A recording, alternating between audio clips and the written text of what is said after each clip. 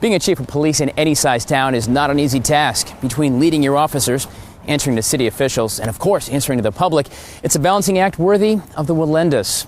Well, here in Columbia, the police department's been around for 158 years, and in that time, 32 men have worn the Gold Chief's badge, serving tenures ranging from 3 months to 3 decades. It does pose a question. Is the top cop spot tenure here in Columbia average, or is it more of a revolving door? Columbia, although founded in 1786, created its first official police force right around the time of the Civil War, and as different as life was in the South in that time frame, as were the men who were to police it.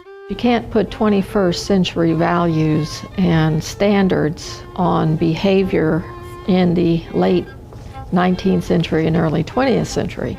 To that end, the first chief, or captain, as his actual rank read, was, by all accounts, rough around the edges, but did his best to hold the city together through the war. He had his struggles, including the riot where there was an uprising of USC students. But in the end, Chief John Burdell was a businessman and a slave owner prior to the war, and he had leased slaves to the city.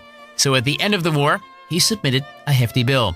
It astounds me that given the shape that Columbia was in and the South in general, that right after the war, he was still in there demanding payment. The city never paid. It created controversy, and ultimately Burdell left town, electing to put down stakes in Camden. There he became a man of the people and even funded the Kershaw Hospital.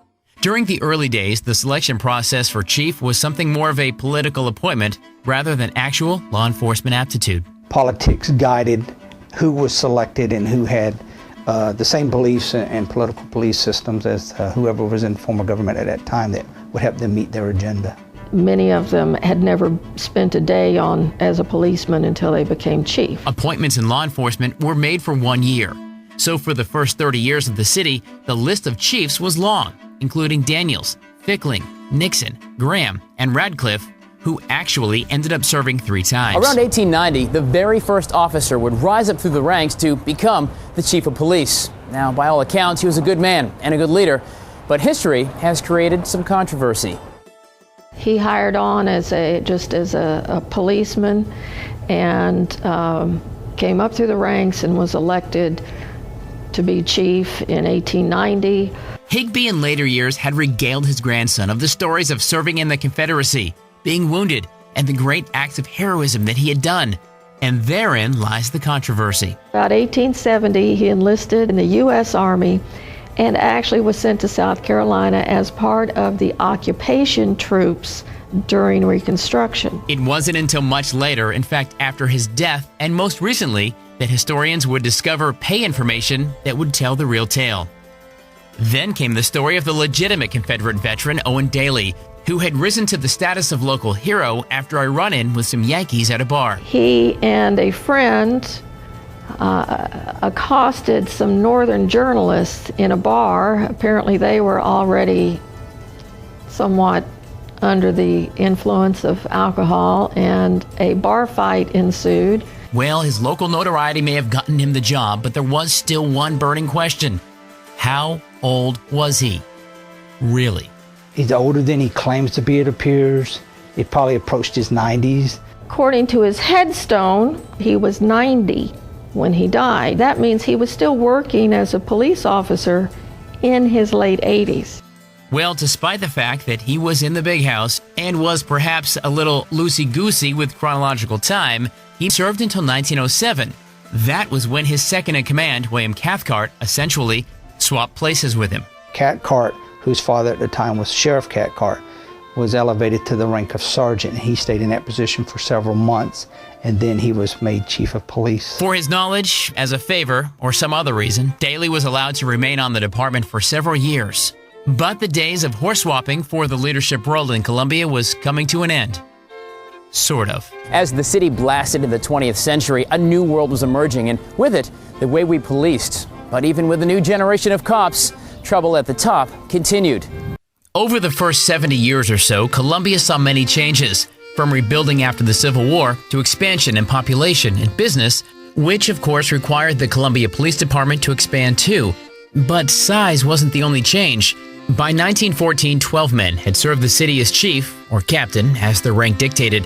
Many were selected for the 2-year term more by politics than skill as a policeman. There was grumbling that the world is changing and they're wanting a little more professional behavior from the police department. An early version of the civil service was created, which also impacted the tenure of the top cop. At the time, they went under philosophy that once you're elected chief, it's for life. And therein lay the next bout of drama inside headquarters. In 1914, John Richardson was made chief of the department, which continued to grow along with the time. During his tenure, the selection process changed again and began to model the more modern civil service process we see today. And for reasons historians still ponder, the winds of change continued to blow in the city, and it turned out that for life was just a bit too long. But then at some point, for some reason, there was a desire to get rid of him. In 1921, Richardson was replaced by an officer he'd worked the streets with, Frederick Strickland, which set the stage in court for a battle over the gold badge. There is a lawsuit that is filed by him because he is told that he will be police chief for life, when in fact, he is not police chief for life. His argument was time-honored, but not favorably looked upon by the court. I was in place, basically grandfathered me in, and the judge and the court system said no. Strickland went on to serve for about 9 years as chief. By 1940, the bugs in the civil service system had been worked out, for the most part. It also marked the beginning of the tenure of the longest-serving chief of police in Columbia, Chief Lyle Campbell. Campbell was the longest-serving police chief that we've had, and he also came up through the ranks. Chief Campbell, in his day and even in history, is seen as an effective leader and policeman. Not a lot of controversy that really surrounds him. Former State Senator Jake Knotts has fond memories of the man who would ultimately start his life in public service. Chief Campbell was the chief. He was the chief as long as I could remember. He told me one time, said, boy, you grow up, keep your nose clean, I'll make a police out of you. Well, Chief Campbell was good to his word, and when the would-be senator came back to Columbia, he went knocking on the doors of headquarters. And the rest, as they say, is history. History tells us that Chief Campbell put the department on the map, winning awards and setting standards as a professional police agency. The city won awards for safe pedestrians, safe crime, safe vehicle. But the chief wasn't all about shining his medals. He also changed the way police officers were trained. The only training you had was on-the-job training and with looking at senior officers. They'd put you with someone for a couple of weeks on a beat and send you away. And sometimes they didn't do that. They didn't give you a gun. You just said go. He was responsible for basically modernizing us to where we are today as far as having what we have and having the training that we have and pushing for it. It didn't take long, however, after Campbell's retirement in 1971 for Chief William Cawthon to undo 3 decades of work. Mishandling evidence and giving out guns that weren't registered. Cawthon took a big bulk of the heat, even though there was a captain of investigations that was fired and some other investigators underneath there. Although never directly blamed, questions of missing evidence, property, and even guns among his subordinates sullied the shiny reputation of the CPD. And in 1978, Chief Cawthon stepped aside. But not even all the controversy, poor decision-making, or even questionable backgrounds together could add up to the chief that was convicted of bribery, faked his own death, and was apprehended at the Magic Kingdom. Over the last century and a half, 32 men have put on the gold shield and led the Columbia Police Department. Questions, controversy, and even convictions have plagued the top cop. Over 3 decades, Chief Lyle Campbell created a force that would rival any in the country, implementing training standards, community police efforts, and continuing education for officers. All this amidst the changes in the country through the 1950s and 60s. But within 10 years of his departure, controversy had once again made its way to the police chief's office. In 1978, William Cawthon stepped down after allegations of wrongdoing by officers came to light. The city then decided to cast a nationwide search for the best of the best to lead the department.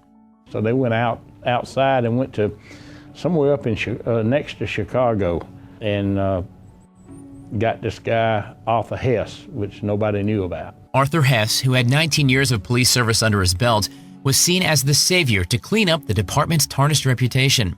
It was, however, just 2 short years later when that top cop was in the headlines, and not for stopping crime. Former Columbia Police Detective Jake Knotts was an investigator for the solicitor's office when he became aware that Hess may be involved in criminal activity. Nightclub owner Joel Hendricks told Knotts that Hess had interesting hoops to jump through in order to obtain a liquor license in the city. He was going to assess him on his liquor license in the different bars and stuff like that, and he felt like he was trying to bribe him. But the relationship between Hess and Hendricks may have gone a little deeper. Hess was taking bribes. You see, it turned out that Hendricks was paying the chief to tip him off before a raid on his gambling establishments. Hess was set up by investigators who caught him taking money from Hendricks, and he's charged criminally. It wasn't very long that he was going to have to serve in time with good behavior. He probably served maybe 2.5 months. Well, that I think was too much for him. And here's where the story gets even more complex. So Hess, who's married, and his girlfriend, who's married, come up with a plan. So they parked their vehicle, pour some type of animal blood in the car to make it appear as if they had been killed.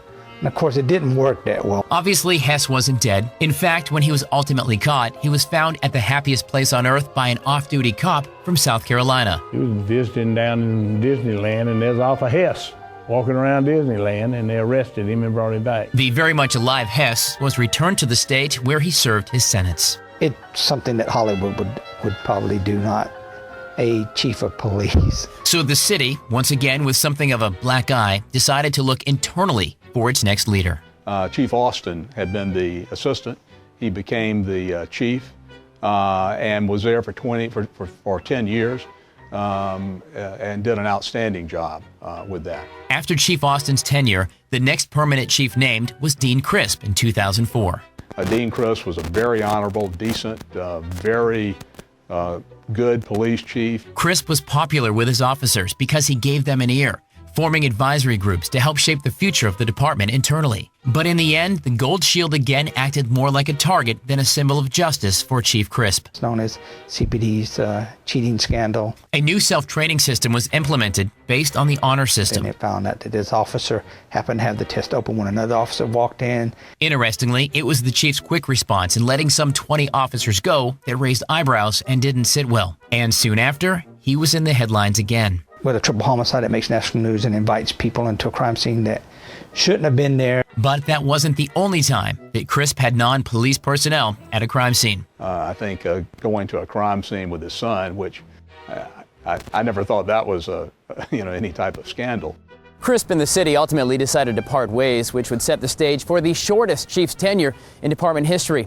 Tomorrow we take a look at Harold Reeves, Randy Scott, and the interim chief hoping to stop the revolving door. After Arthur Hess was charged with misconduct in office, only to fake his own death to avoid jail, and a stand-up chief falling to several questionable choices, the city appointed interim chief Harold Reeves, who almost immediately tried to reverse the dismissals of some 20 police officers caught up in a cheating scandal. This move also proved to be unpopular, and Reeves served less than 2 months as interim chief. Chief Caldwell followed, then came Tandy Carter, who once again, by all accounts, was a good chief, a good leader, and a decorated soldier. Very honorable, very honest person who did not, bend to any type of political anything. But it may have been his solid character that would be his undoing. In the early hours of April 21st, 2010, Mayor Steve Benjamin, just hours after his election party, was involved in an accident while on his way to an interview, which left a local waitress severely injured. Since the accident happened on Assembly Street, within the city, Carter was steadfast in who should investigate the crash. People said they can handle it. I trust my people, so my people are going to investigate the accident. Chief Carter did not see, and I talked to him about it, that in this case, a very unique case, having independent investigation was something everyone wanted to see happen. And I think he just did not see that. This didn't sit well with some in the city, or even the state for that matter. The chief was told that an outside agency should investigate the wreck, since technically the new mayor was something of a boss to the chief. He continued to push back on any outsider looking into his investigation, and on May 10th, 2010, Chief Carter left the city. The South Carolina Criminal Justice Training Academy requires that police officers get annual training. It includes learning new laws, brushing up on the old ones, and of course, shooting and proficiency with your firearm. If you fail to meet these standards, it can result in decertification. Until another permanent chief could be found, Carl Burke was appointed chief. It came to light, however, that he had not qualified with his firearm for the last 3 years, leaving his police certification expired. Burke finished his service to the city without a gun and in plain clothes. In October of 2010, former Richland County Chief Deputy Randy Scott was tapped to head the department. Scott had served the community for many years. He was knowledgeable with the city, its leaders, and residents. Scott was also very accessible to his officers, the community, and even the media. But even under Scott, several issues made headlines, including the botched investigation into the suicide of Thomas Sponseller. In December of 2012, Chief Scott announced that he was stepping down, temporarily anyway, because of rules surrounding police retirement. On December 31st, he resigned, but returned to his post 15 days later. In April 2013, Scott asked the city for an indefinite leave of absence, citing personal reasons. The leave was granted, followed by his stepping down permanently, effective May 1st. They call it PTSD. You can call it stress. Deputy Chief Ruben Santiago stepped into the interim role at CPD as a national search was conducted for the next chief.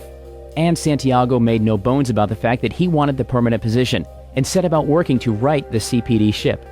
His efforts included a reduction in violent crime in many areas of the city. However, criminal activity in places like the Five Points district were still a bit of a thorn in his side.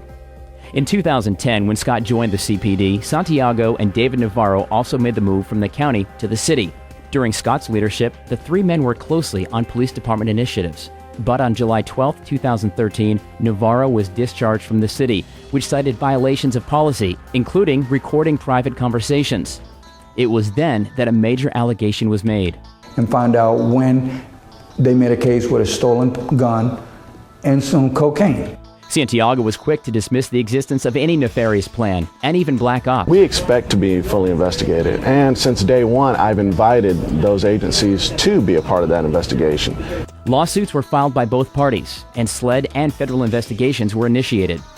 The results of the investigation have not been released, and the national search has been cut down to 4 men, none of which is the current interim chief of the Columbia Police Department. But whoever it is will step onto the tight wire that is the Columbia chief's position. He'll have to continue to walk that line between his officers, the city, and its citizens. One thing is for certain, there are over 300 hardworking men and women who serve the citizens of Columbia, South Carolina. They need a leader and deserve stability, regardless of the man wearing the gold shield. Tyler Ryan, WACH-Fox News.